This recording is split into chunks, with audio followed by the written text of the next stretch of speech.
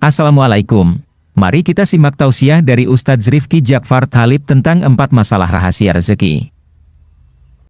Hadirin sekalian, di pagi hari ini kita akan berceramah sedikit, mudah-mudahan manfaat, tentang masalah rezeki. Karena disampaikan tadi, saya punya beberapa pilihan materi, cuma setelah disampaikan tadi, mayoritas jamaahnya di sini adalah karyawan dan petani, karena tempatnya sawah ladang gitu ya. Maka kita akan berbicara masalah rezeki, yang dengan ini insya Allah kalau panjenengan nanti pulang dan panjenengan dengarkan ceramah ini dengan seksama, insya Allah mulai wis gak bingung rezeki, wis gak bingung belas. Beda ya, orang gak mikir sama orang gak bingung itu beda. Kalau mikir itu normalnya manusia pasti mikir, ndak ada manusia ndak mikir, itu ndak ada. Tapi kemudian ada orang yang mikir sampai keblinger, sampai stres. Nah itu insya Allah panjenengan nanti pulang ke rumah, wes panjenengan tidak akan pernah risau urusan rezeki. Urusan apa? Rezeki. Dan ingat, rezeki itu banyak. Tapi yang kita maksudkan di sini itu rezeki berupa uang, makanan dan yang semisal uang, makanan, pakaian dan yang lainnya. Yang pertama, ada beberapa perkara kenapa kita tidak perlu risau urusan rezeki. Jadi urusan rezeki ini panjenengan tidak usah pikir. Karena apa? Ada sesuatu yang lebih penting untuk panjenengan pikir. Rezeki ini panjenengan pikir atau tidak panjenengan pikir, ukurannya pancet gak akan berubah. Panjenengan ngeluh sewengi gak iso turu, besok rezekinya tambah? Ndak. Panjenengan tidur pules semalam gak mikir rezeki belas, menir rezeki ini kalong? Ya ndak juga. Nah, maka untuk urusan rezeki ini sengaja, dan kita bersyukur kepada Allah ada 2 perkara yang itu mutlak di tangan Allah, bukan di tangan manusia. Kita syukur sama Allah. Karena kalau 2 perkara ini dicekel menungso, Pak, susah urusan kita. Nomor 1 rezeki, nomor 2 ajal. Coba rezeki itu di tangan manusia, sing sugih mek wong siji. Liyane gak oleh sugih, liyane gak oleh mangan, liyane gak oleh kelambian apik. Begitu juga urusan ajal. Kalau ajal itu di tangan manusia, gak cocok titik, dirasani mati. Iya, apalagi kena urusan ibu-ibu ini, ngerasani mati. Wow, itu ben menit ngerasani terus itu. Nah, maka kita bersyukur kepada Allah, 2 perkara ini mutlak ada di tangan siapa? Allah. Sehingga bagine roto ngaturi tepak. Sekarang poin pertama, kenapa ndak perlu mikir rezeki? Coba kalau saya mau tanya sama panjenengan, Pak, Bu, kenapa rezeki itu ndak perlu dirisaukan? Jawabannya apa? Itu jawaban murid-murid SD Muhammadiyah, itu sudah ada yang ngatur. Panjenengan di rumah rezeki diatur istri kan? Coba. Kenapa rezeki itu ndak perlu dipikir blas? Culnoy. Tuh, situk salah liyane wedi. Mboten napa-napa, salah mboten disetrap. Nomor 1, ada satu hadis yang sahih, di mana An-Nabi sallallahu alaihi wa alihi wa sahbihi wasallam bersabda, "Lau anna ahadakum yafirru min rizqihi kama yafirru minal maut la adrakahu rizquhu kama yudrikuhul maut." Kalau ada salah seorang di antara kalian yang kemudian melarikan diri dari rezekinya, jadi artinya itu dia tidak mau dapat rezeki, dikai duit melayu, dia lari, melarikan diri dari apa? Rezeki. Sebagaimana dia melarikan diri dari kematian, apa kata Rasulullah? Maka rezeki akan mengejar dia sebagaimana kematian akan mendapatinya. Loh, coba bayangkan. Panjenengan boten kerso niku lho, rezeki marani. Kalau memang itu jatah panjenengan, Itulah kenapa Asy-Syaikh Al-Mutawalli Asy-Sya'rawi rahimahullahu taala beliau mengatakan begini, kalau kamu tidak mengerti di mana rezekimu, ojo khawatir. Karena rezekimu tahu di mana alamat rumahmu. Jadi tidak usah bingung. Misalkan kita bingung, rezekiku di endi? Tidak usah bingung. Panjenengan ikhtiar saja yang cukup. Maka kita punya moto, Pak. Moto itu apa? Bukan aji itu loh, ajino itu. Moto semboyan, jargon gitu ya apa? Nomor 1, doa sebanyak-banyaknya. Nomor 2, ibadah sebaik-baiknya. Nomor 3, ikhtiar secukupnya saja. Gak usah ngoyo teman-teman. Nomor 1 apa? Doa sebanyak-banyaknya, donga sing akeh.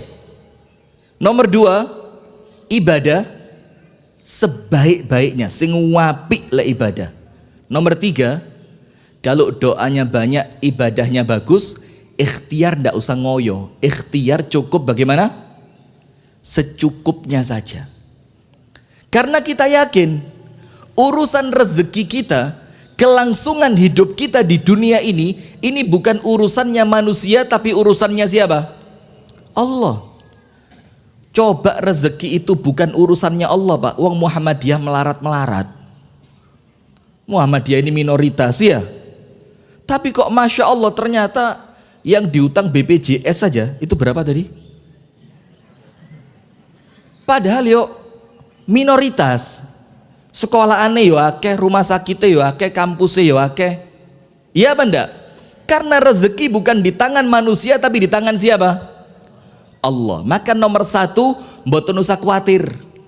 Karena apa? Kalaupun panjenengan melayu mboten purun angsal rezeki, itu rezeki yang akan mengejar panjenengan sampai di rumah panjenengan. Itu maka kenapa saya senantiasa bilang, rezekinya orang lain tidak mungkin masuk ke kantongmu, rezekimu tidak mungkin masuk kantongnya orang lain. Kalau kamu yang dapat ternyata orang lain yang menikmati, itu artinya rezekinya dia bukan rezeki sampean. Gak usah ruwet. Itu nomor 1. Tak kasih cerita. Ini cerita diceritakan oleh Asy-Syaikh Shalih Ibnu Awadh Al-Maghamisi, hafizahullahu ta'ala, imam dan khotib Masjid Quba Madinah. Tahu ya, masjid kalau panjenengan umroh atau haji di Madinah ada Masjid Quba. Itu beliau imam dan khotibnya. Baru-baru ini diganti. Beliau ahli tafsir. Beliau cerita begini. Di kampung saya itu ada sumur tua. Di Arab sana ada sumur tua. Siapapun yang kejegur, apa bahasa Inggrisnya kok? Manut, saya ini anak manutan ya, bahasa Inggrisnya kecemplung gitu ya. Kalau ada orang kecemplung, ndak enak ini. Ini tayang TV nasional, kecemplung bingung orang Sumatera opo kecemplung itu. Kalau ada orang kecebur, terperosok masuk ke dalam sumur tadi, ndak mungkin selamat, pasti mati. Sebabnya 2. Nomor 1, sumur itu letaknya bukan di jalannya manusia. Jadi sumur ini peninggalan zaman dulu ketika susah air. Sekarang sumur itu ditinggal bukan di daerah perumahan. Maka kalau ada orang kecemplung, gak ono sing nulungi. Itu nomor 1. Nomor 2, sumurnya begitu dalam dan sempit. Munggahe angel. Sudah. Suatu hari ada orang kecebur sumur tadi. Yang normalnya kalau orang kecebur pasti mati. Itu orang tidak mati. Panjenengan tahu sebabnya apa? Ada 1 jatah rezekinya dia yang belum diambil. Ketika orang ini kecemplung, Allah takdirkan orang lain kesasar lewat sumur tadi. 1 orang kecemplung, Allah kirimkan orang kedua kesasar. Panjenengan bayangin, Allah bisa ngatur orang supaya kesasar hanya untuk nulung orang yang kecemplung sing biasanya mesti mati. Sudah, ketika orang kedua kesasar, dia mendengar kalimat teriakan tolong, tolong, tolong gitu. Kalau bahasa Arabnya itu najdah. tolong gitu. Akhirnya orang ini mendekati arah sumur, loh ada orangnya. Akhirnya dia mencari kampung terdekat, minta bantuan ke masyarakat setempat, ditolong dan orangnya selamat. Subhanallah, lihat. Setelah orangnya selamat, normal kan di mana-mana orang itu kalau habis kena musibah dikasih minum, biasanya kan kaget. Kalau di tempat kita dikasih minum apa banyu towo. Karena ini di Arab ditanya, "Istishrab, mau minum apa?" Dibilang finjan minal laban, sak cengkir susu. Akhirnya diambilkan sama warga setempat satu cangkir susu. Diminum sama dia secangkir susu tadi, sama orang yang tadinya kecemplung itu. Setelah selesai, orang kampung penasaran, "Mas, sampean kok bisa kecemplung? Ini bukan jalannya manusia. Dan ndak ada orang lewat sini. Loh, lewat itu lo ganok, sampean kok malah nyemplung." Akhirnya ini orang tadi cerita, "Saya ini ndak tahu kenapa kok kepingin lewat sini. Dan saya ndak tahu di sini ada lubang, saya ndak kelihatan. Ya moro-moro saya mencolot aja, mencolot moro-moro kecemplung." Dan ketika dia ngomong mencolot temenan. Jadi dia kecemplung untuk yang kedua kalinya. Subhanallah, ketika diangkat dari sumur tadi untuk yang kedua kalinya, ternyata orangnya sudah mati. Kemudian oleh Syekh Saleh bin Awad Al-Maghamisi, cerita ini ditaklik. Taklik itu dikasih penjelasan. Beliau bilang begini, boleh jadi kecebur sumur yang pertama seharusnya orang itu sudah mati. Tapi karena Allah lihat ada satu jatah rezekinya dia yang belum dia ambil, maka oleh Allah diselamatkan lewat orang kedua untuk menyempurnakan rezekinya dia satu cangkir susu. Setelah rezekinya sempurna, baru orangnya boleh mati. Itulah hadis Rasulullah, "Lan tamuta nafsun hina tamut illa wa qadis tufiya ajaluh wa rizquh." Tidak akan pernah orang itu mati sampai rezekinya sudah sempurna, ajalnya sudah sempurna. Artinya apa? Kalau panjenengan masih hidup, berarti jatah rezeki panjenengan masih ada. Yo kari cara golek ini aja, betul nggak? Nah itu poin kedua. Nomor satu, kalau panjenengan kabur, rezeki sing nguber panjenengan, maka ndak usah bingung. Nomor dua, panjenengan tidak akan mati sampai rezeki panjenengan sempurna. Berarti kalau panjenengan masih hidup, rezekinya masih ada. Hatta walaupun rezeki itu berupa tetesan infus. Ada enggak? Kalau jatah tetesan infus terakhirnya dia wis selesai dari Allah, ya wis berangkat. Garisnya bukan lagi begini, didit, didit, didit, tapi garisnya bagaimana? Tit. Apa artinya? Inna lillah wa inna ilaihi rajiun. Nomor tiga, kenapa panjenengan tidak perlu bingung masalah rezeki, Bu? Pak, maka yang laki-laki ini bismillah, Pak. Ayo bismillah, gerakkan, tambah jatah, jangan cuma satu. Rezeki diatur siapa? Allah. Lo kok wedi? Anak wong tuh dipakani opo? Lo sing makani sanes panjenengan kok. Siapa yang ngasih makan? Allah. Setuju ya? Pak, setuju Pak? Setuju nih wedi ya, Masya Allah. Saya di mana-mana, Bu. Ini kan pertama kali saya ke Gresik ya. Di mana-mana saya itu lek ceramah dititeni mbek ibu-ibu. Sopo yang ceramah? Ustadz Rifki. Peh lak ngono maneh. Tapi ben saya ceramah, ibu-ibu gak gelem ketinggalan. Pernah sekali di Lumajang. Saya ceramah di Masjid Al-Huda namanya, masjid besar di Lumajang, rutin di sana.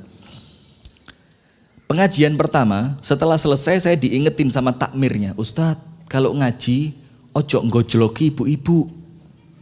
Karena jamaah kita ini yang paling banyak ibu-ibu. Lah ibu-ibu sampean gojloki terus Ustadz, masjidku sepi." Tak bilang, "Aman. Sudah pengajian tak gojloki mana ibu-ibu." Bulan depan, lah 3 bulan ke depan, saya di sana 3 bulan sekali. 3 bulan ke depan, takmire kaget. Ibu-ibu penuh di masjid. Ya apa iki? Dilokno malah seneng. Nah itu tabiatnya ibu-ibu. Lah ngoten nggih Bu nggih? Ibu-ibu ini dilokno tambah seneng, tambah penasaran. Itu ngilokno apa maneh Ustaz gitu. Yang ketiga, kenapa panjenengan ndak perlu risau urusan rezeki?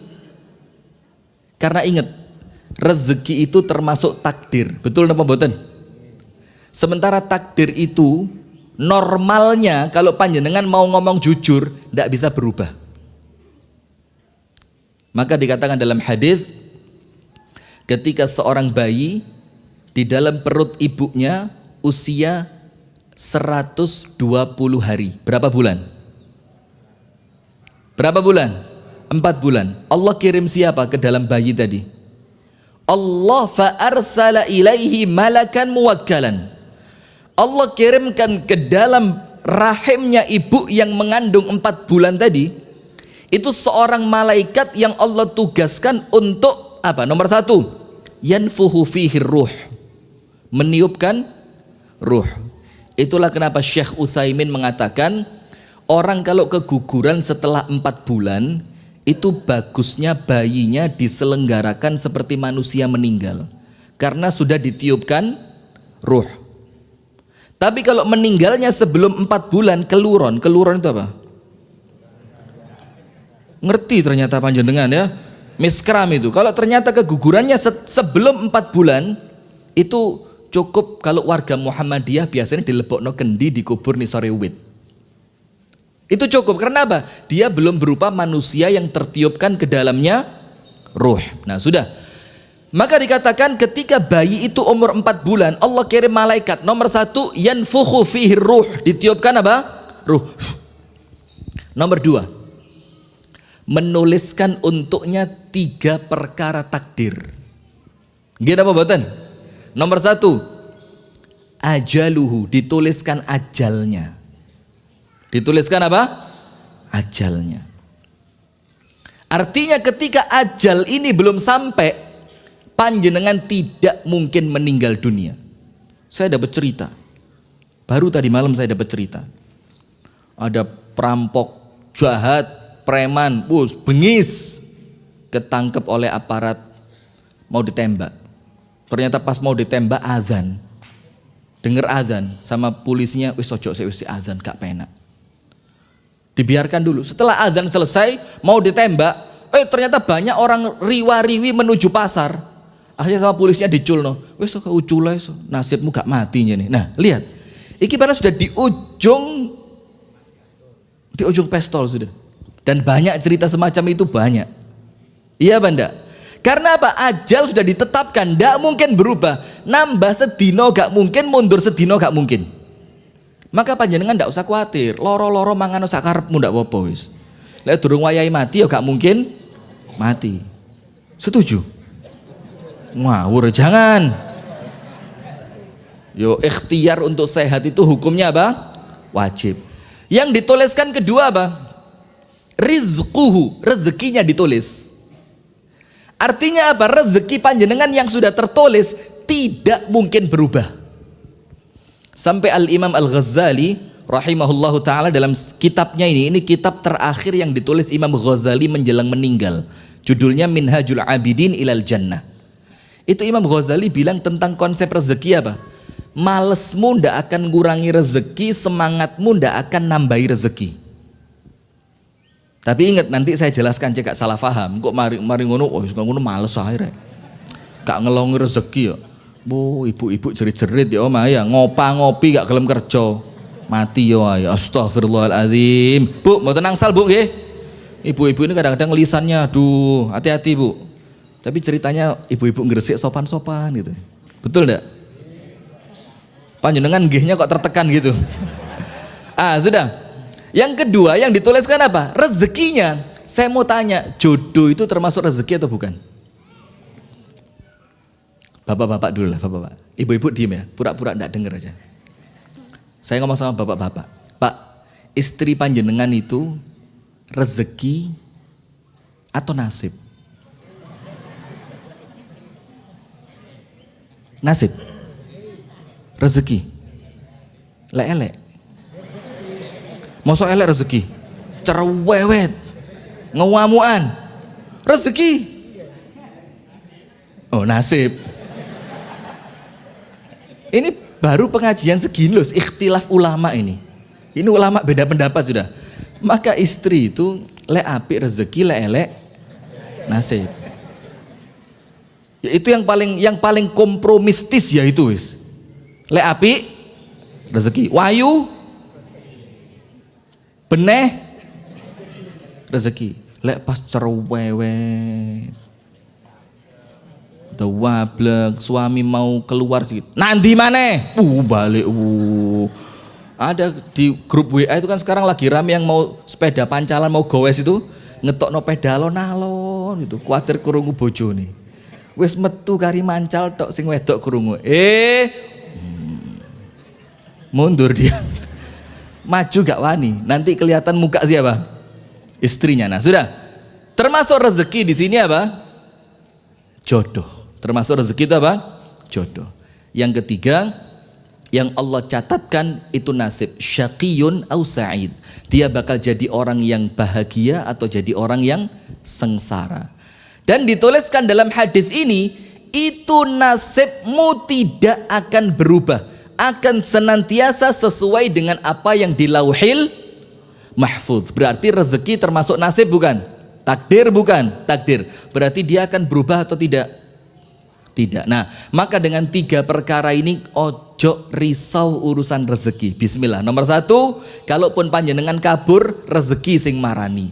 Nomor 2, panjenengan tidak mungkin meninggal dunia sampai rezeki panjenengan sempurna. Artinya tidak mungkin diambil orang lain, tidak mungkin.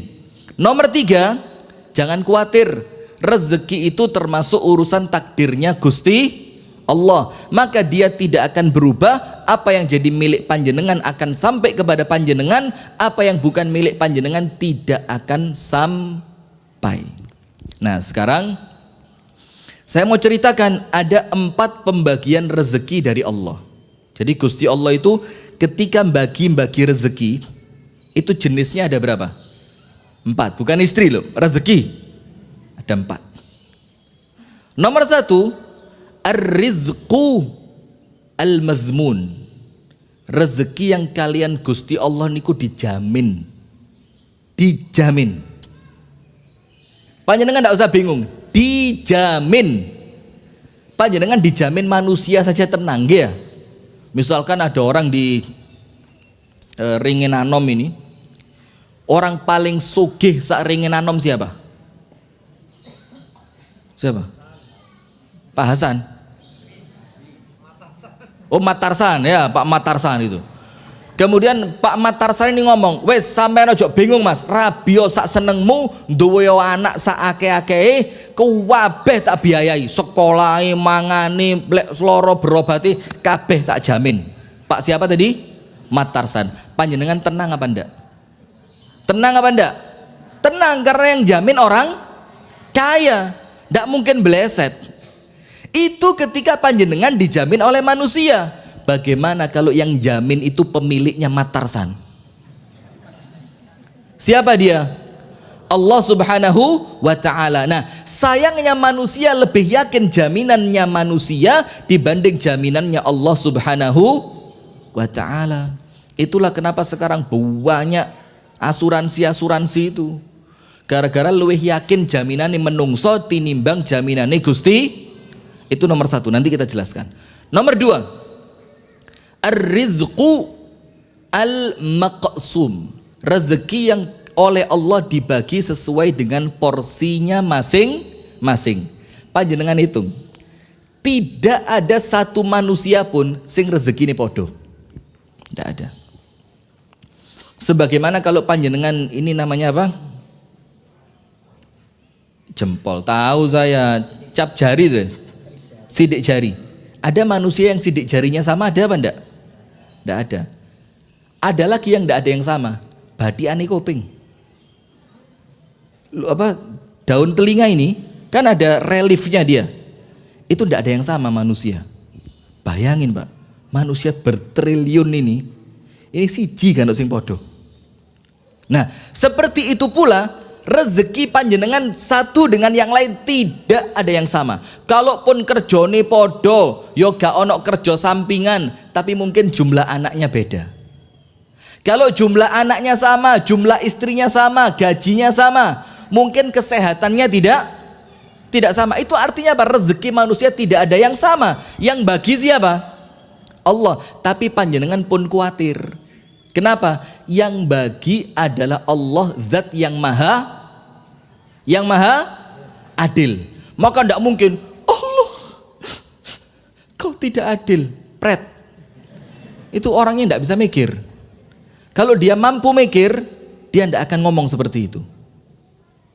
Mau yang punya mobil paling mewah sampai sing sepeda pancal gak duwe, itu rezekinya Allah yang ngatur. Maka pasti apa? Pasti adil. Karena yang mobilnya mewah durung mesti awake sehat walafiat. Boleh jadi bondone sampai entek gak balik sehat. Sementara yang miskin gak punya apa-apa, sehat walafiat. Sehingga kekayaannya orang kaya yang sakit dibandingkan kesehatannya orang miskin yang sehat, itu bisa jadi seimbang. Nah, maka panjenengan ojo kakean delok wong liyane, tapi lebih bagus menikmati apa yang kita punya.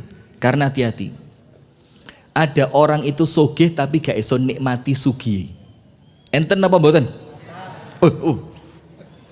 Mboten sabanter banter kaget kula. Kuatah dhuwur ya Allah. Mbek kathah ningali ngriki modele kok ngilokno ustaz e. Betul-betul dikualat sampean. Sudah guyon-guyon. Banyak. Ini seperti yang saya ceramahkan kemarin di Kediri. Koruptor itu rata-rata kaya atau miskin? Kaya. Loh, malah gak jawab. Baper. Koruptor itu rata-rata kaya. Kena apa kok sik korupsi? Itu yang bansos kemarin, yang kita suruh 3M, masker, cuci tangan, jaga jarak itu, dia 17M. Panjenengan 3, dia 17. Bayangin yang dikorupsi, Pak, kok mentolo. Itu bantuan buat orang miskin.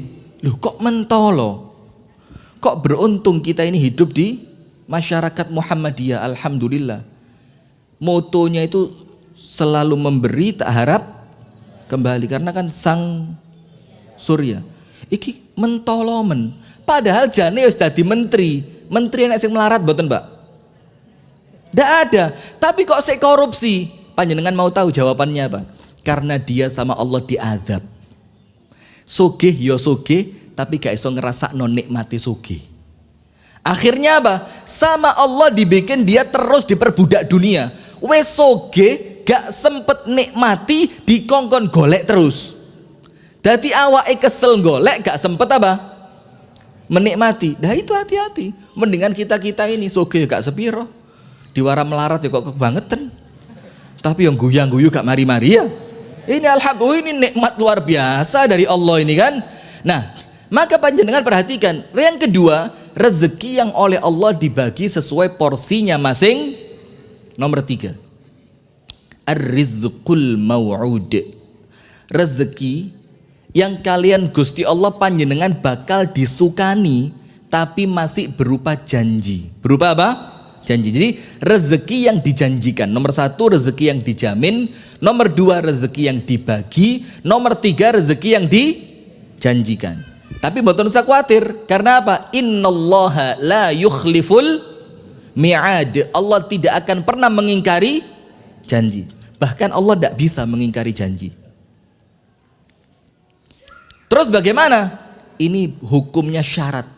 Panjenengan jalankan syaratnya, Allah akan beri janjinya.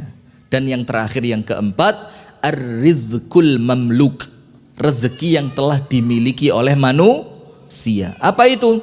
Rasulullah menjelaskan, apa yang kamu makan bakal habis, apa yang kamu pakai bakal usang, tapi yang kamu sedekahkan, itulah yang akan menantimu kelak di hari kiamat. Itulah kenapa Ibunda Aisyah ketika Kanjeng Nabi mbeleh kambing, dipotong-potong, ngomong sama Sayyidah Aisyah, Aisyah bagikan. Sudah, sama Ibunda Aisyah dibagi. Ketika Kanjeng Nabi pulang, Kanjeng Nabi tanya, Aisyah, ma baqiya minal laham? Kambingnya sisa berapa? Dagingnya tadi, Kanjeng Nabi mau makan. Ibunda Aisyah bilang, habis semua, kecuali paha depan 1. Apa kata Rasulullah? Tidak. Justru paha depan 1 yang bakal kita makan ini yang bakal habis. Sementara yang telah kamu sedekahkan, itu yang akan tetap kekal jadi milik kita. Faham? Berarti apa yang punya panjenengan itu bukan rumah yang atas nama sertifikat panjenengan, belum tentu. Panjenengan mati ya mlebu notaris hak waris. Iku durung maneh lek anake rebutan, gelut-gelutan.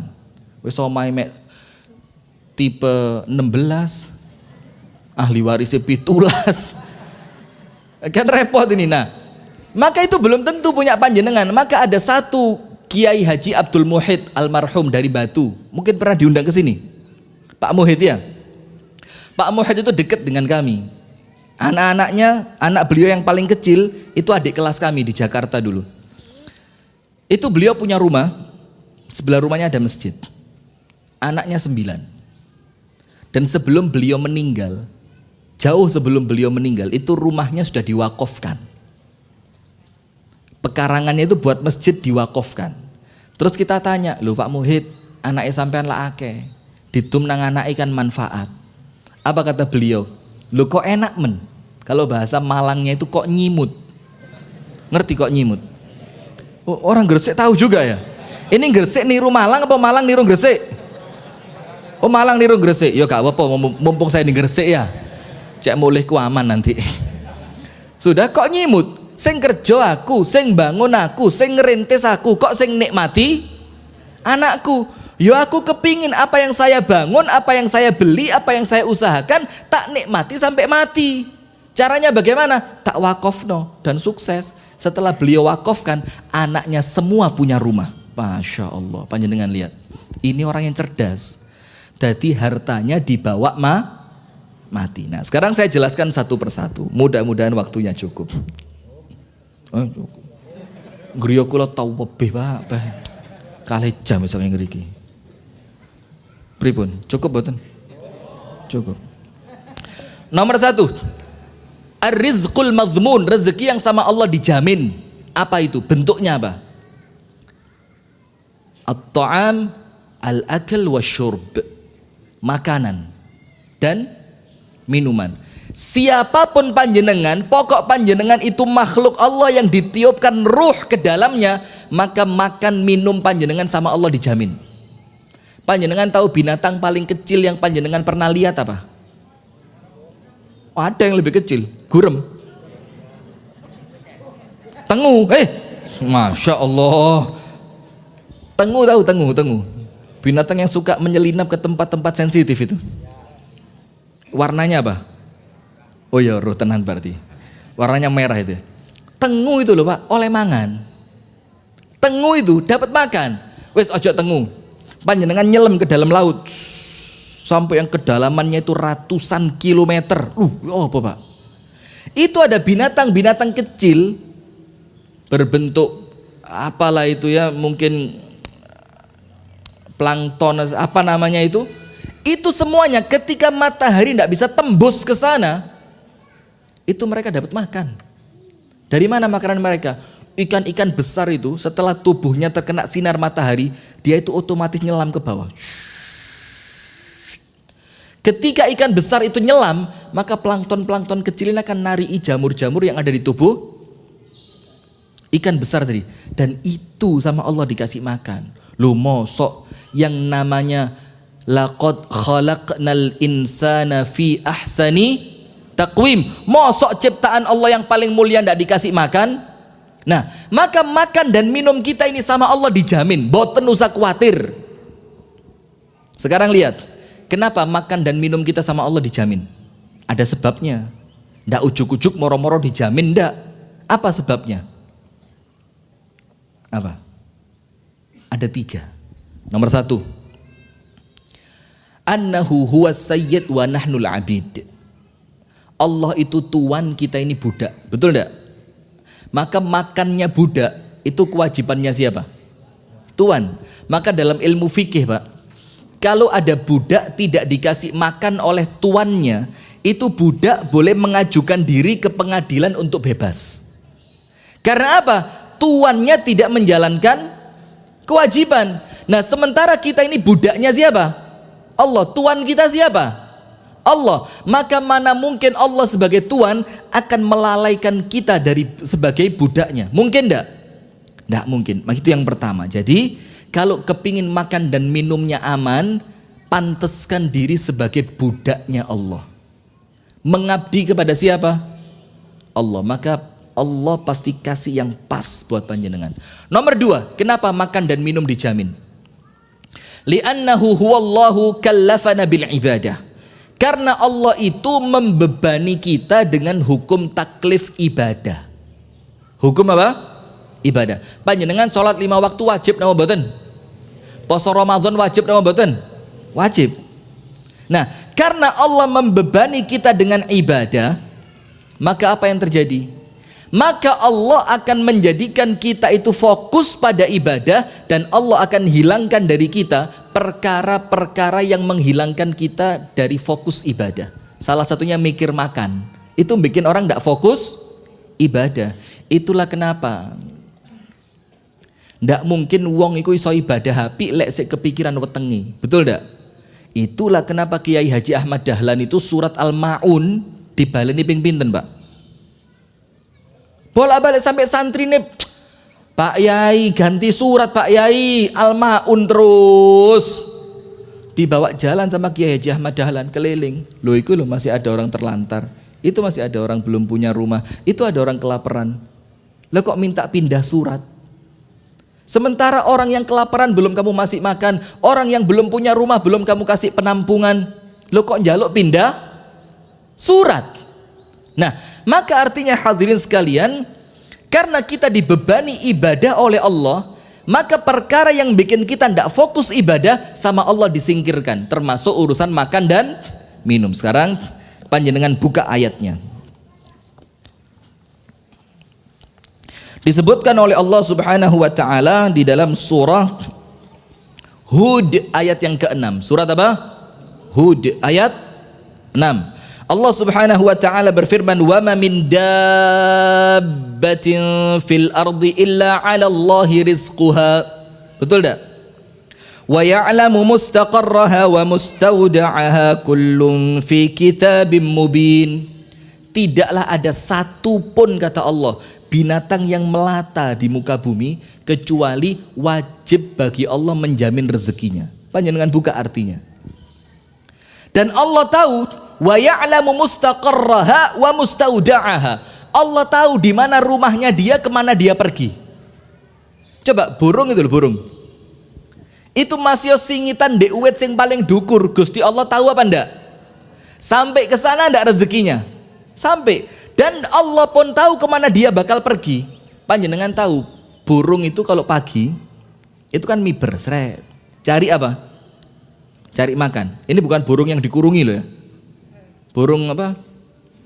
Burung liar itu loh. Sekarang saya mau tanya, burung itu ketika pergi di pagi hari, tahu ndak dia mau kemana? Loh, itu kan tujuannya cari makan. Tempatnya, lokasi, Sherlocknya. Tahu enggak dia mau pergi kemana? Atau burung kemudian neken sinyal GPS, panen padi terdekat, atau jamaah Muhammadiyah jemur karak terdekat, atau sego sakwakul tumplek terdekat. Kan enggak ada. Terus siapa yang mengarahkan? Siapa yang mengarahkan? Allah Subhanahu wa ta'ala. Nah, maka Allah katakan tidak ada satupun binatang melata di muka bumi. Ini binatang loh, apa mana manusia, kecuali wajib bagi Allah ngasih rezeki buat mereka. Wa ya'lamu mustaqarraha wa mustauda'aha. Dan Allah tahu di mana tempat tinggalnya, dan Allah tahu kemana dia pergi. Panjenengan tak kasih sebelum cerita ada yang ketiga. Nomor 1, kenapa rezeki kita makan dan minum dijamin? Nomor 1, karena Allah Tuhan kita budak. Maka makannya budak dijamin siapa? Tuhan. Nomor 2, karena kita diwajibkan ibadah. Karena kita wajib ibadah, Allah kasih bayaran berupa makan dan minum. Panjenengan kerja sama bos saja dikasih bayaran enggak? Mosok kerja sama Allah enggak dikasih bayaran. Nomor 3, kenapa makan dan minum sama Allah dijamin? Karena Allah ciptakan kita perlu makanan, perlu minuman. Dalam keadaan kita tidak ngerti makanan kita di mana, minuman kita di mana, maka kewajibannya Allah mengantarkan kita sampai di tempat makanan dan minuman kita. Faham tidak? Tak baleni alon-alon ya. Karena kita ini tercipta butuh apa? Makan dan minum. Dalam keadaan kita tidak tahu makanan kita di mana, minuman kita di mana, Jumlahe piro goleke piye? Ndak tahu kita. Maka kewajibannya Allah untuk mengantarkan kita sampai di tempat makanan kita. Contoh, bayi baru lahir. Makannya apa? Nasi. Loh, rawon baru lahir. Kok nasi? Oh, ASI. ASI, tak kira nasi. Jangan-jangan yang seperti lagu itu. Pagi makan nasi, malam mimi susu. Itu bukan bayinya, bapaknya itu. Mesti ngawur itu lagu itu. Sudah. Bayi baru lahir.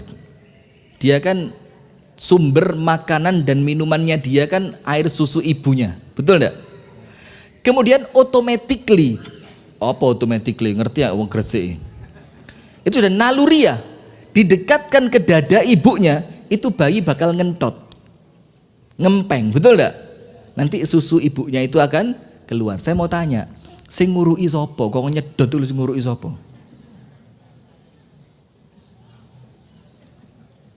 Napa bapake pas ibuke meteng niku dilus-lus wetenge, "Ling, golek aku metu le. Golek digendong ibumu sedoten le ya." Ada yang ngomong gitu atau ibunya yang ngasih tahu, "Nak, nanti kalau kamu keluar, Nak, kalau pas digendong sama ibumu, Nak, ada dada ibumu, Nak, itu makananmu. Sedoten sing banter, Nak." Ibu-ibu pernah ngomong gitu ketika hamil? Oh, mungkin bidan. Bidannya ngasih tahu? Loh, terus apa sih ngandani? Siapa yang ngasih tahu? Allah Subhanahu wa ta'ala. Contoh kedua, angkat tangan yang ndak asli Gresik tapi sekarang tinggal di Gresik, angkat tangan. Ndak asli orang Gresik, satu. Wah, kayak banyak, dua, banyak. Saya mau tanya, kenapa sampai kok di Gresik sekarang? Lah apa kok moro-moro di Gresik iku lho? Katut suami, tinggalan kok. Oh. Yo, katut suami. Kenapa coba? Kenapa sampai panjenengan bukan asli Gresik, kenapa sekarang di Gresik? Kerja. Dan belum jaminan minggu depan Anda masih di Gresik. Bisa jadi minggu depan Anda di Balikpapan. Bisa jadi minggu depan Anda di Madinah sana. Amin ya rabbal alamin. Kenapa? Karena tempat rezeki Anda di Gresik. Itulah kenapa Anda sama Allah diletakkan di Gresik, karena itu tugasnya Allah. Kenapa? Kita ini seperti pionnya catur, tahu? Iso melaku dewe ndak? Dia digerakkan oleh otaknya. Dan kita seperti itu. Di mana letak rezeki kita, disitulah Allah akan menempatkan kita. Kalau rezeki panjenengan di Palembang, panjenengan akan dilempar sama Allah ke Palembang. Nah, maka untuk yang pertama rezeki yang Allah jamin, ndak usah bingung untuk urusan makan dan minum. Sing penting tiga ini panjenengan yakini, panjenengan hamba Allah Tuhan panjenengan. Nomor dua, panjenengan punya kewajiban ibadah makan, panjenengan dijamin Gusti Allah. Nomor tiga, panjenengan yakin panjenengan butuh makan dan minum, dan yang bisa memberikan hanya Allah. Tak kasih cerita. Ini waktu jam 6 kurang 3 menit.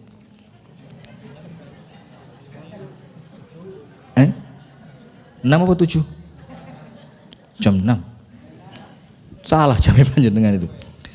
Ada satu kitab judulnya At-Tawwabun atau At-Taibun yang ditulis oleh Al-Imam Ibnu Qudamah Al-Maqdisi. Itu isi kitabnya itu cerita ajaib orang-orang yang tobat. Jadi ceritanya orang tobat tapi sing ajaib-ajaib. Dan itu kisah bukan kisah dongeng tapi kisah nyata.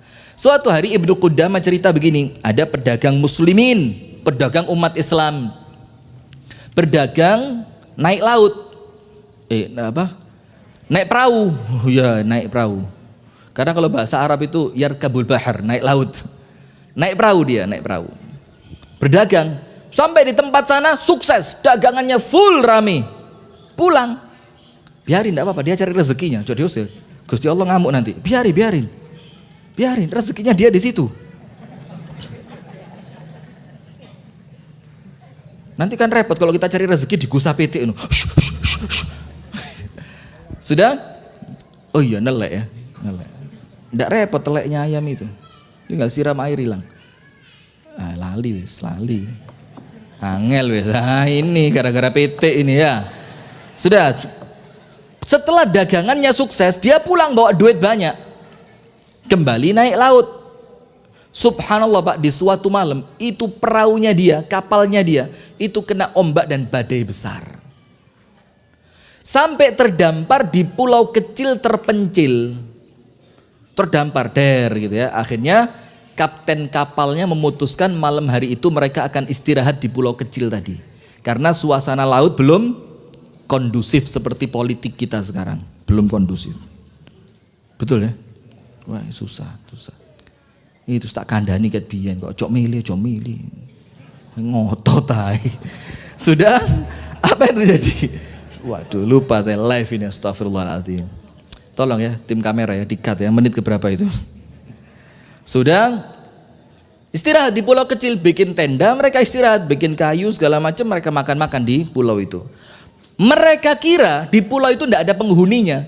Ternyata keesokan harinya ketika kaum muslimin tadi mulai berkemas mau pulang, tendanya diangkut, ada satu penghuni pulau itu. Mek si jintil, kok iso urip? Dengerin ceritanya. Sudah didatangi sama orang Islam. Dalam keadaan penghuni pulau tadi nyembah patung. Orang Islam tanya, kamu ngapain? Dibilang, saya ibadah.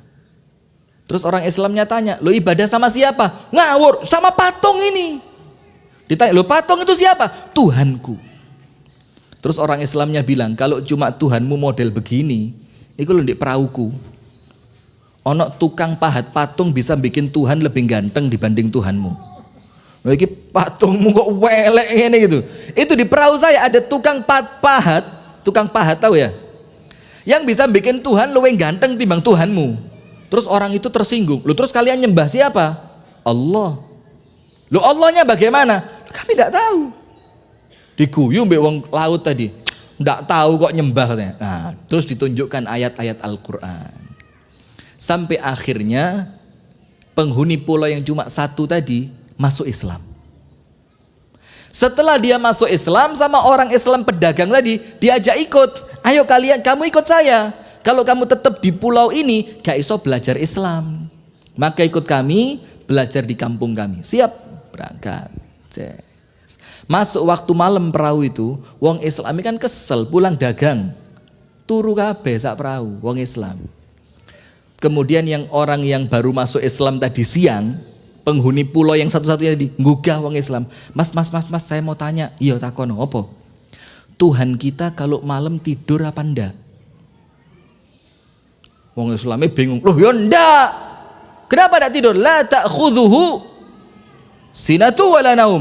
Ojo turu, ngantuk gak tahu. Terus sama orang yang baru masuk Islam dibilang apa? Ini kalah 1-0 ini. Yo sini mas. Tuhan kita ndak tidur kok kita tinggal tidur. Isin wong Islam lu. Sik ket mlebu Islam iso ceramah jadi. Sudah apa yang terjadi? Akhirnya mereka sak perahu tahajud bareng. Sudah, setelah sampai di pulaunya kaum muslimin 2-0 ini. Apa itu? Orang pedagang Islam tadi urunan ngelumpukno duit. Buat apa? Buat mu'alaf tadi. Dibilang ini teman kita mu'alaf, di kampung kita ndak kenal siapa-siapa.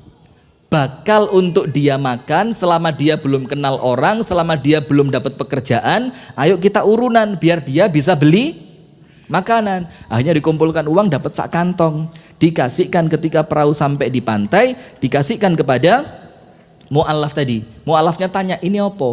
Dibilang uang, bakal kamu untuk makan. Kenapa? Karena kamu di kampung kami tidak kenal siapapun, belum punya pekerjaan, supaya kamu tidak kelaparan. Tahu enggak? Sama mu'alaf tadi duitnya diapain? Iki tas melbu Islam gak moto duit ini. Di gua Pak, bung, dibuang ke laut. Orang Islamnya kaget, loh sembrono wong iki. Mu'alaf kok nggarai ini, metesek iki mu'alaf ini. Sudah. Orang Islamnya kaget, kenapa dibuang? Dengerin Pak, bilang apa ini mu'alaf tadi? Saya di pulau yang kamu kesasar tadi, itu seorang diri. Dalam keadaan saya nyembah Tuhan yang salah. Panjenengan kok tegang sekali, Pak. Saya katut loh ini. Coba senyum dulu ya. Saya di pulau yang sampean kesasar tadi, itu seorang diri. Dalam keadaan nyembah Tuhan yang salah. Itu pun saya tidak tahu keluwen. Tidak pernah kelaparan. Sama Allah tetap dikirimi makanan. Bagaimana caranya? Bendino iku ono iwak nyangsang. Yang ikan itu saya bakar, saya makan, saya bakar, sampai detik ini. Terus mana mungkin sekarang saya sudah kenal Tuhan yang benar, sudah kenal Allah, sudah sujud sama Allah, mana mungkin saya akan kelaparan? Wes, tidak mau duit kalian, saya mau ikhtiar sendiri. Subhanallah, lihat Pak. Yakin bahwa urusan makan minum di tangan siapa? Allah. Maka tidak usah bingung. Dan di akhir cerita Pak, ketika mu'alaf ini meninggal dunia di kampung tadi, jadi seorang ulama besar dan orang yang paling kaya di kampung itu. Masya Allah. Nah, itu nomor 1. Sik kurang telu. Ya Pak panitia. Bagaimana? Dikit ya, dikit. Dikit, 1 jam aja. Dikit itu 1 jam. Medeni wong Malang ya. Rezeki yang kedua, ar-rizqul maqsum, rezeki yang sama Allah dibagi sesuai dengan porsinya masing. Intinya cuma 1. Apa intinya? Qanaah. Panjenengan dapat rezeki, saya dapat rezeki. Lek masalah di Jawa ini apa? Sawang sinawang. Panjenengan lihat Ustadz enak rek Ustadz rek ceramah to dinterno disupiri ana mobile, mulai disangoni. Loh, sampean gak ndelok saya ndak pulang ke rumah 14 tahun sekolah. Sampean ruwe kan ceramah ngene. Assalamualaikum warahmatullahi wabarakatuh hadirin sekalian. Ya enak karin ndelok terakhir itu. Sekolah ya hafalan. Ndak tahu sampean. Bahkan di kampus kami dulu itu kalau ujian fikih itu keliru titik koma dicoret. Apalan kudu pada plek mbek isine kitab. Sampean kan ndak tahu. Maka jangan saya naik dhewe, Pak. Kok ngamuk malian? Nah sudah, artinya sawang sinawang. Cuma sawang sinawang pada urusan rezeki yang Allah bagi itu obatnya 1, qanaah. Qanaah niku nopo tiang gresik? Apa qanaah itu apa? Lek sogeh qanaah cuma nerimo, lek gak terima ya kebangetan. Apa qanaah itu? Bersyukur. Sogeh gak syukur, tutuki malaikat. Apa qanaah itu apa? Dengerin Mbak, ini qanaah model anyar. Saya tidak mau qanaah model lama. No. Dengerin, qanaah terbagi 2. Qanaahnya orang kaya dan qanaahnya orang miskin. Beda enggak? Orang kaya perlu qanaah enggak? Perlu. Orang miskin perlu qanaah? Perlu. Bagaimana qanaah untuk orang kaya bagaimana? Dengerin. Untuk orang kaya, qanaah yang benar untuk mereka itu bukan sekedar merasa cukup. Lah lek wis sugih gak krasa cukup lak kebangetan nah ya. Qanaahnya orang kaya bukan sekedar bersyukur. Lah lek sugih gak syukur ya kenemenen. Qanaahnya orang kaya bagaimana? Sesuatu apapun yang dia miliki selepas batas kebutuhan itu dia yakin bukan milik saya tapi milik orang lain yang Allah titipkan lewat saya. Itu qanaahnya orang kaya. Cocok enggak kalau gini? Cocok, maka tidak akan ada ketimpangan sosial, betul tidak? Jadi setelah batas cukup, itu orang kaya yakin iki rezeki kudu godek kumane. Ini Allah titip untuk dibagikan kepada siapa? Orang yang membutuhkan. Sekarang qanaahnya orang miskin bagaimana? Kalau orang kaya, setelah batas cukup, maka meyakini itu bukan milik dia tapi milik siapa? Orang lain yang Allah titipkan lewat dia. Kalau qanaahnya orang miskin, merasa cukup, nerimo. Begini, kalau qanaahnya orang miskin, yakin apa yang Allah beri sekecil apapun pasti cukup, tidak mungkin kurang.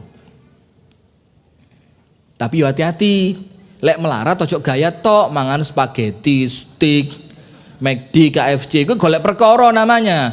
Lek wis memang ekonominya lemah, ya sing sabar, tempe ae ra apa-apa. Tempe kangkung, sehat insyaallah, sehat. Ndak akan kolesterol, paling lemah jantung aja. Iya. Nah, maka qanaahnya orang miskin itu yakin berapapun yang Allah beri pasti cukup. Tapi ingat, ngatur cukup ini ya perlu ilmu, nggih napa mboten? Jangan sampai kalau sama Allah dibaginya sedikit, gaya hidupnya terlalu tinggi. Paham ya? Nah, sekarang begini. Anda buka surat Asy-Syura. Surat apa? Asy-Syura ayat 27. Asy-Syura ayat 27. Allah Ta'ala berfirman, walau basatallahu rizqa li'ibadihi labaghaw fil ardi walakin yunazzilu biqadarin ma yasha. Kalau kata Allah, kalau wong sak donya digawe sugih kabeh, Allah bisa ndak? Bisa ndak? Sak donya kabeh sugih kaya Nabi Sulaiman, bisa ndak? Tapi gak ono urusan, hidup ndak bisa berlanjut. Kenapa? Gak gelem sing gelem, ndak ada yang mau tandur, ndak ada yang mau kerja, ndak ada yang mau jadi penjahit, ndak ada yang mau jadi petani, ndak ada yang mau jadi nelayan, semuanya maunya beli. Ya apa? Urusan hidup jalan ndak? Ndak melaku. Justru hikmahnya Allah, walakin yunazzilu biqadari ma yasha. Tapi Allah itu menurunkan, membagi sesuai dengan kadarnya masing-masing. Cek sing sugih iso ngambil manfaat dari yang miskin sebagai pegawai, yang miskin bisa ngambil manfaat dari yang kaya dapat bayaran. Akhirnya ada petani, ada nelayan, ada peternak, ada penjahit. Akhirnya hidup kita jalan. Nah, sekarang tak cerita nih. Ini kisah masyhur sekali. Diceritakan oleh para ulama tentang seorang ulama besar dari kalangan tabi'in. Saya percepat dikit ya. Bernama Hatim Al-Asam. Siapa namanya? Hatim Al-Asam. Asam itu artinya budek. Loh, ulama kok budek? Panjenengan tahu kisahnya kenapa dia dipanggil si tuli?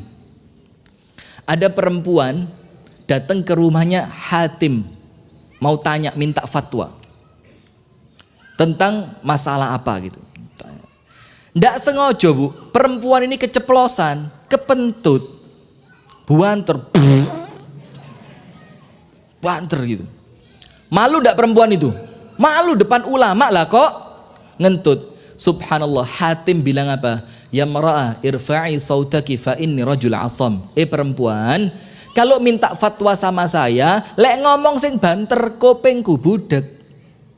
Padahal ndak budek. Terus perempuan tadi jerone ati apa? Selamat. Tiba nih wonge, iya budek tapi irunge waras. Ini kan tuli. Akhirnya perempuan tadi bilang, selamat tuli. Padahal dia tidak tuli. Jaga kehormatannya siapa? Perempuan. Loh ini loh Pak Islam itu Pak. Akhirnya sampai mati dia terkenal dengan nama Hatim Al-Asam. Asam itu apa? Tuli. Nah, Hatim Al-Asam ini anaknya wakeh. Kerjone biasa. Dan dia seorang ulama. Tapi kepingin budal haji. Kepingin apa? Terus duwe sapa? Tahun ini ngempet iso, tahun depan ngempet gak haji iso. Sampai beberapa tahun dia kepingin haji itu seakan-akan wes gak iso dimpet maneh. Akhirnya beberapa hari mukanya Hatim Al-Asam ini mukanya ucucem. Apa ucucem? Mecucu. Bahasa Malang walian. Mecucu. Ucucem. Kalau bahasa Gresiknya mencureng. Mukanya galau gitu. Dia punya anak perempuan umur 9 tahun. Tanya sama bapaknya, Pak, kok dungaren sampean merengut Pak? Biasanya ceria banget. Bapaknya bilang, iya nduk, saya ini kepingin budal haji. Tapi lah ya apa, anak akeh, kerjaan biasa, duit gak duwe. Tapi kepingin haji. Panjenengan dengerin omongan anak perempuan 9 tahun. Didikan bapaknya yang hebat. Anaknya bilang, Pak, budal lo haji. Bapaknya ngomong, budal ya budal, duwi endi? Lah kok budal lo? Ya enak ae. Panjenengan kepengin berangkat haji, budal lo. Lo hartone pundi? Lo ya golek dhewe. Sudah, bapaknya tanya, uangnya mana? Anak kecil itu bilang apa? Pak, bukankah Bapak yakin kalau orang itu niat datang kepada Allah, Allah tidak akan mengecewakan dia? Yakin, kata bapaknya. Ya wes budal lo. Oh iya ya. Terus bapaknya bilang, sik kurang siji apa? Ibumu. Gue lek gak ngomong nang ibumu ngamuk. Kone sing ngomong yo beres kata anaknya. Saya ngomong ke ibu. Datang sama ibunya, Bu, bapak kita mau berangkat haji. Ibunya, duit gak gablek, kerja gak sepiro, anaknya akeh teh budal haji. Nanti mau makan apa kita, kata ibunya. Anaknya bilang, Bu, bapak kita itu bukan pemberi rezeki tapi penghabis rezeki. Lu ya apa cerita nih? Yang ngasih rezeki siapa bu? Allah, betul kan? Betul. Sing mangan sopo? Bapakmu. Lah ya wis. Berarti yang ngasih rezeki masih ada. Sing ngentekno rezeki budal haji tambah akeh. Oh betul loh ibu. Ya bagus. Sudah suruh berangkat. Sudah. Bapaknya mulai siap-siap, kerja lebih keras. Setelah terkumpul, yo namanya wong melarat ya. Yo kumpulnya yo gak akeh. Dibagi 2. Adil baginya. Separuh untuk keluarga di rumah, separuh untuk dia bekal berangkat haji. Tapi masalahnya haji di zaman itu berangkat rongulan, di Mekah saulan, mulai rongulan. Berapa bulan? 5 bulan. Sementara untuk bekal orang di rumah cukup untuk makan hanya 3 hari. Terus liyane mangan apa? Suket.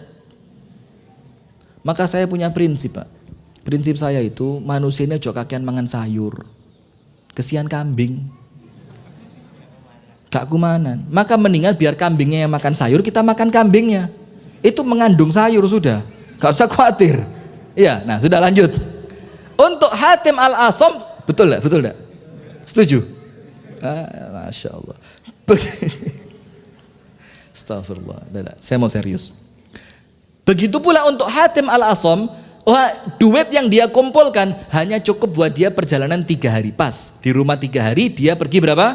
3 hari. Sudah, hari pertama lancar, hari kedua lancar, hari ketiga roti terakhir dia makan sambil dia doa sama Allah, ya Rob, khubsul akhir, roti terakhir ya Allah. Iki durung sak pucuke dalan iki. Iki sik kurang 2 wulan. Saya makan apa ya Allah? Tapi aku yakin Allahumma arini ajaiba qudratik. Ya Allah, nampakkan kepadaku keajaiban kemampuanmu ya Allah. Jadi kemampuan Allah yang ajaib itu nampakkan untukku ya Allah. Sudah, dimakan, tenang dia. Mari mikir bismillah, nanti pikir. Lihat cara Allah bagi rezeki. Sudah, ketika rombongan haji istirahat, kepala rombongan haji jempol sikile disengat kala jengking. Kepala rombongan bilang apa? Uts, berhenti semua.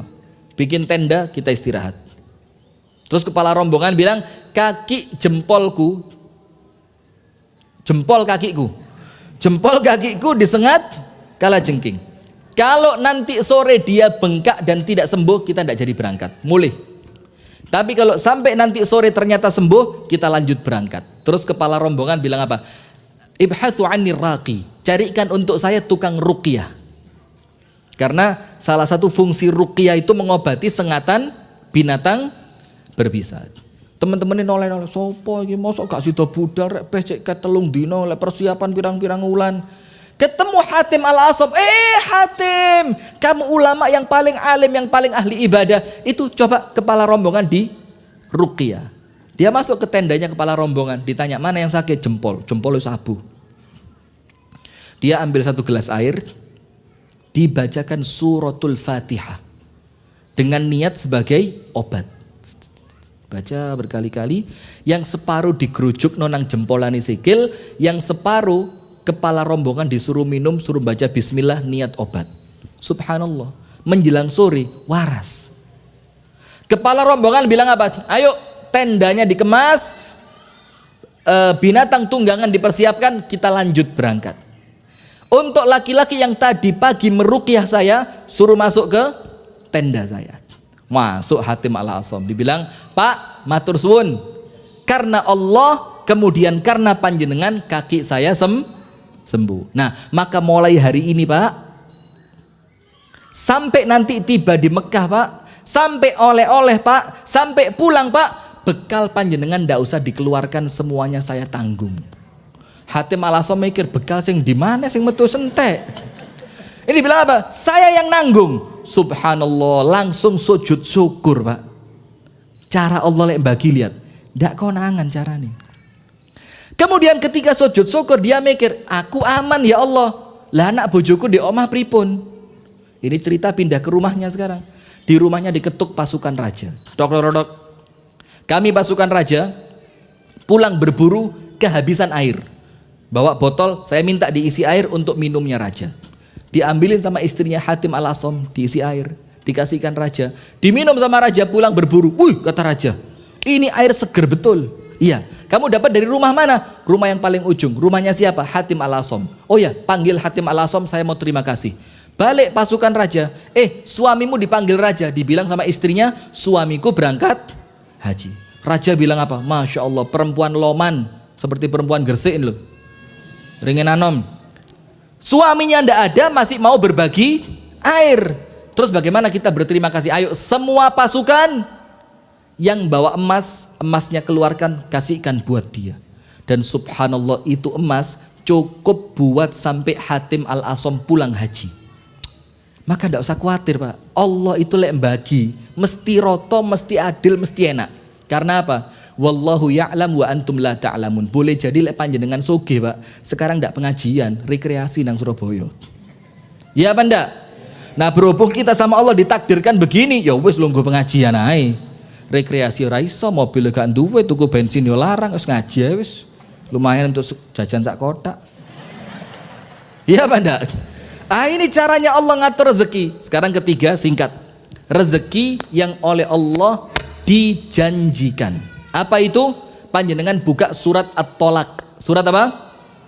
Ayat-ayat yang pertama, wa may yattaqillaha yaj'al lahu makhraja wa yarzuqhu min haitsu la yahtasib wa may yatawakkal 'ala Allahi fahuwa hasbuh innallaha balighu amrihi wa may yattaqillaha yaj'al lahu min amrihi yusra. Orang yang takwa Allah kasih rezeki dari tempat yang tidak pernah disangka dan diduga. Orang yang takwa Allah kasih jalan keluar dari setiap masalahnya. Orang yang takwa Allah jadikan setiap urusannya mudah. Sekarang saya mau tanya, berarti kalau mau cari rezeki syaratnya apa? Takwa. Sekarang contohnya begini, ini rezeki yang sama Allah dijanjikan, rezekinya wes ono, tapi sama Allah belum diturunkan karena Allah nunggu sampean ngelakoni syaratnya apa ora. Contoh, saya punya anak kelas 6 SD. Misal saya punya anak kelas 6 SD, misalkan saya ngomong sama dia, kalau kamu lulus dapat peringkat nomor 1, tak carikan ibu baru. Tak belikan sepeda motor baru, keliru ngomong, astagfirullah. Tak belikan sepeda motor baru. Maka untuk anak saya dapat sepeda motor baru, syaratnya apa? Bukan cuma lulus ranking 1. Ternyata dia lulus tapi tidak ranking 1. Saya kasih enggak? Enggak, karena syaratnya apa? Lulus ranking 1. Kalau dia lulus ranking 1, saya kasih enggak? Saya kasih. Kenapa? Dia telah melakukan syaratnya. Maka kalau hadiah-hadiah itu kan mesti syarat dan ketentuan. Penipuan itu. Tulisannya hadiahnya gawede, syaratnya cuwili ini. Syarat dan ketentuan berlaku. Nah seperti itu Pak. Jadi kalau panjenengan kepingin rezeki yang Allah janjikan Allah turunkan, syarat nomor 1, kuat-kuati takwa. Takwa ini dikuati. Nomor 2, ake-ake sodakoh. Allah berfirman dalam hadits qudsi apa? Anfik yabna Adam unfaq alaik. Anak cucu Adam, sodakoh, aku sodakoh nang sampean, katanya Allah. Artinya kalau kita memberi, Allah bakal apa? Memberi. Yang ketiga, paling manjur tadi wong sugih. Mau ndak rumusnya? Pasti sugih. Mau? Nanti sombong. Janji saya gak sombong. Pasti kalau sampean amalkan, sampean pasti sugih. Mau? Tapi kok rabi maneh? Jangan loh ya, jangan. Sedekah waktu pagi disebutkan dalam hadis yang sahih, ma min yaumin illa wa malakani yanzilani. Tidaklah ada satu hari baru kecuali 2 malaikat Allah turun dari langit. Malaikat yang pertama berdoa, Allahumma a'ti munfiqan khalafa. Ya Allah, orang yang pagi hari ini wis sedekah gantian sing wakeh. Sing donga sinten? Malaikat. Diterima enggak sama Allah kira-kira? Diterima. Malaikat yang kedua turun doa, Allahumma a'ti mumsikan talafa. Ya Allah, orang yang isu-isu wis medit kayak ibu-ibu. Tuku kangkung Pak, lek ngenyang sampai otote metu kabeh. Bakul sayur tuh, ya Allah piro se badine Bu, kok tega kok mentolo. Piro kangkunge? 2.000 sak iket. Kangkung ngalum pakane kelinci radoyan 2.000 250. Wih, Masya Allah, bakul sayure mikir timbang rapayu nggih pun 250, dituku 250 nyangking. hadiah. Wes iki bonusane wortel. Loh, lah Allah. Kangkung saiki 3.000 dinyang 250, kate mulai nyangking wortel gawe. Ya Allah, itu neraka ae ngelepeh orang kayak gini. Kan susah. Sudah. Maka sedekah pagi, malaikatnya bilang apa? Ya Allah, orang yang pagi hari wes medit, apain? Kasih bangkrut sama dia. Nah maka kalau kepingin mendapatkan janjinya Allah, rezekinya Allah yang masih dijanjikan, ake-ake takwa, ake-ake sodakoh, milih waktu sodakoh di waktu pagi. Insya Allah janjinya Allah akan turun. Kenapa? Innallaha la yukhliful. Ada ceritanya, cuma gak mari-mari kalau cerita terus. Nah, penutup yang keempat, yang terakhir, rezeki yang telah dimiliki. Apa itu? Ingat Bu, Rasulullah bersabda, apa yang kamu makan akan habis, apa yang kamu pakai akan usang, dan apa yang kamu sedekahkan itu yang akan utuh menjadi milikmu. Itulah kenapa Al-Imam Al-Hasan Al-Basri, Imam Hasan Al-Basri itu ketika ada pengemis datang ke rumahnya, apa Imam Hasan Basri bilang? Marhaban biman ya'khudh mata'i ilal akhirati majjana. Selamat datang kepada kurir yang membawakan hartaku ke akhirat gratis tanpa bayaran. Saya tanya, panjenengan kalau ngirim barang lewat ekspedisi, bayar ndak? Ditimbang ndak? Tapi kalau panjenengan sodako, itu panjenengan sedang nitip harta untuk digawakno nang akhirat gratis. Kalau panjenengan mati bondone wis entek, mati nih enteng. Kenapa? Barangnya gak perlu ditenteng, wis ngenteni ndekku. Coba, panjenengan tahu Raja Salman waktu datang ke Indonesia? Sebelum raja datang, yang datang apa dulu? Pesawat bawa barang-barangnya kan? Bahkan mobilnya itu dibawa dari Saudi. Tangga untuk turun pesawat itu digawa toko Saudi. Saat durungi Raja Salman datang. Ketika Raja Salman datang, Mbak, wes gak gawa apa-apa, kari nyekel tungket tok, betul enggak? Artinya apa? Orang kaya begitu nandindi gak kakean gawan. Sing kakean gawan itu biasanya wong melarat.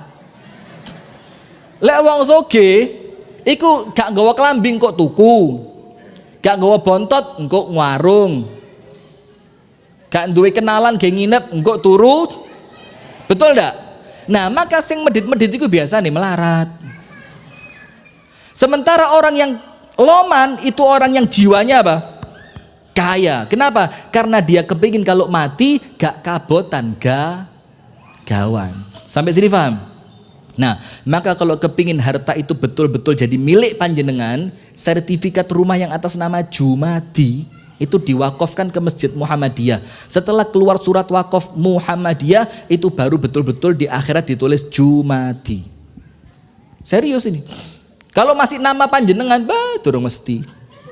Panjenengan tahu orang Surabaya, keturunan Tionghoa, yang hartanya dikemplang Bang Senturi, perempuan itu.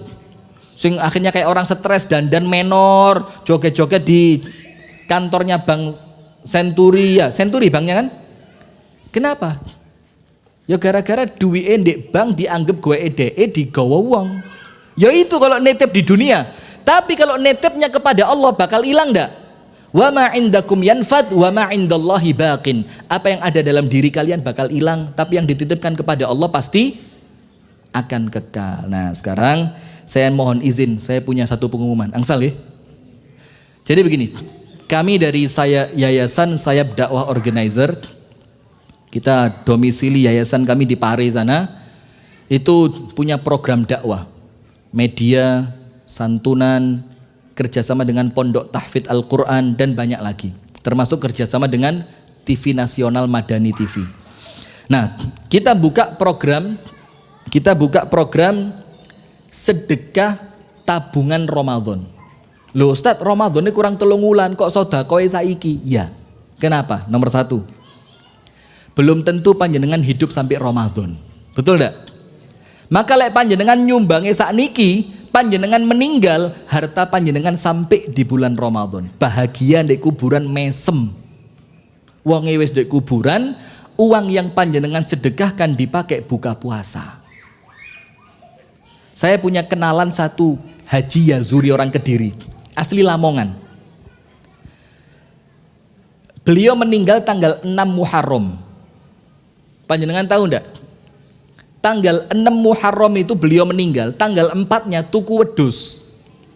Dikekne mantune. Namanya Sugeng, Haji Sugeng. Geng, iki wedhus jogon. Engko tanggal 9 Blen kekno Masjid Ar-Rahmah gawe buka puasa Asyura. Tanggal 10 di bulan Muharram. Sudah, kambing sudah dibeli, anak wis dikandani. Tanggal 4 beli kambing, tanggal 6 orangnya mati, tanggal 10 sodakohnya dia dinikmati orang. Kira-kira di kuburan senyum apa enggak? Padahal orangnya sudah meninggal dunia. Nah itu kenapa nomor 1 sedekah Ramadan kami buka mulai sekarang. Nomor 2 kenapa dibuka mulai sekarang? Boleh jadi panjenengan masih panjang umur tapi duit wis entek. Ya apa enggak? Maka mumpung duitnya ada sekarang, sedekah mulai sekarang. Nah maka kami buka sedekah Ramadan itu per paket 50.000. 50.000 berupa apa? Panjenengan dengan 50.000 ngasih buka puasa 3 orang dengan uang 50.000 tadi, makan dan minum, plus dengan 50.000 tadi santunan buat 3 mu'alaf, fakir miskin kaum muslimin, dan santri penghafal Al-Quran. Plus dengan 50.000 tadi panjenengan ikut kontribusi dalam media dakwah. Jadi saya ceramah kemanapun kamera ini datang, panjenengan ikut dapat pahalanya hanya dengan 50.000.